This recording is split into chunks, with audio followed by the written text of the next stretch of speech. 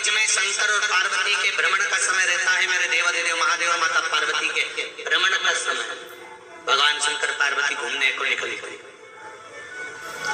इसलिए हमारा सनातन धर्म कहता है शाम के समय पर माताओं को झाड़ू नहीं लगाना चाहिए, शाम के समय पर माताओं को चूड़ी बिछिया नहीं बदलना चाहिए, शाम के समय पर माताओं को मांग में सिंदूरा नहीं भरना चाहिए, शाम के समय पर माताओं को बाल नहीं बांधना चाहिए, शाम के समय पर माताओं को चौखट पर नहीं बैठना चाहिए। उसका कारण क्या है?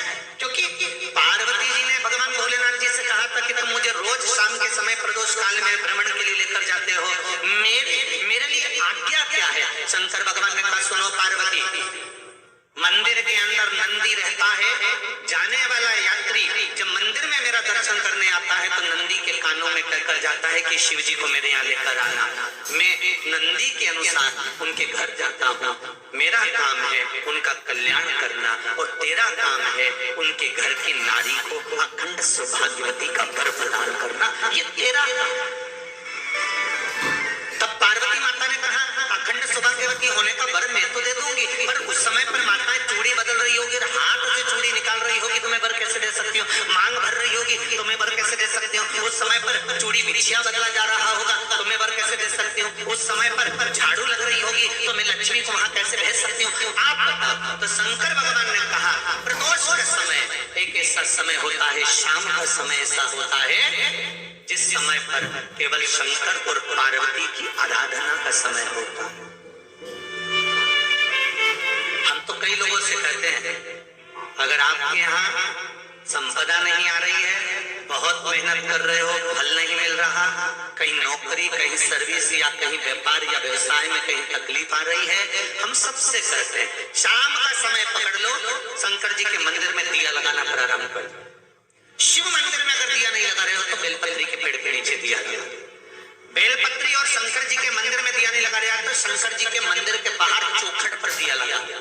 इतना भी नहीं कर सकते तो अपने घर के बाहर अपने द्वार पर दिया लगा दो, पर शंकर जी के नाम का श्री शिवाय नमस्तुभ्यम बोलकर शंकर भगवान को याद कर कर अपनी कामना कर कर बाबा का स्मरण कर कर पंचाक्षर मंत्र नमः शिवाय, षडाक्षर मंत्र ओम नमः शिवाय, द्वादशाक्षर मंत्र ओम नमो भगवते वासुदेवाय, जो मंत्र तुमको याद है उसका स्मरण कर कर लक्ष्मी हो चाहे नारायण हो चाहे राम हो चाहे कृष्ण हो, स्मरण कर कर शाम के समय बाहर दिया लगा दो, दरवाजे के पास लगा दो, वो सुनेगा जरूर, आएगा तो उसका वेलकम जरूर होगा और वो कुछ लेकर जरूर जाएगा।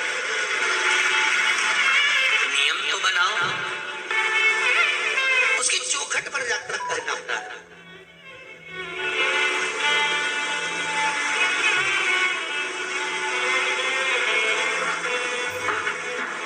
बृहस्पति महाराज ने कहा कि शाम का समय जो प्रदोष का समय होता है उस समय पर इंद्रदेव तुम शंकर जी की आराधना करो। शिव आराधना से शंकर जी जो मार्ग प्रशस्त करेंगे, शिव आराधना से जो शंकर जी कहेंगे वो तुम करना, ठीक है?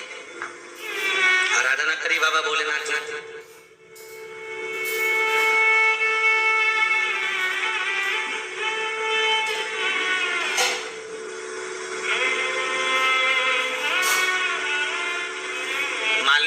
इंद्रदेव को बृहस्पति महाराज ने प्रदोष की महत्वता समझाई तो प्रदोष का समय जानकर शंकर जी पर 7 बेलपत्र प्रदोष के दिन इंद्र ने समर्पित कर दी बिना सोचे।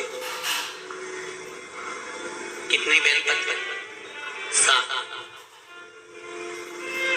प्रदोष का व्रत करो चाहे ना करो, मंदिर में चढ़ी हुई बेलपत्र को उठा लो,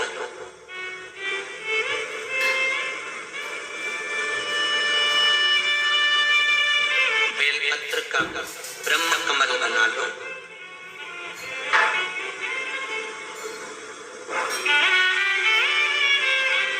ब्रह्म कमल का मतलब होता है डंडी बीच में रहे, आसपास पत्तियां रहे।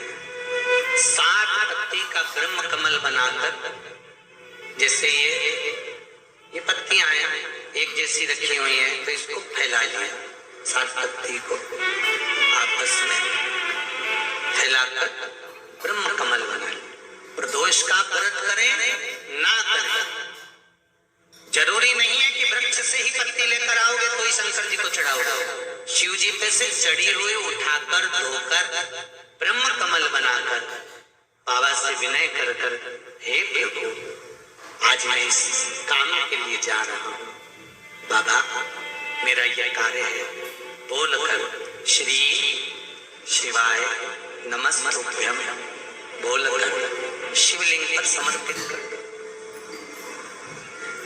दिन भर के प्रदोष व्रत का फल बाबा एक बेलपत्री समर्पित करने पर ही प्रदान कर देता है। शिव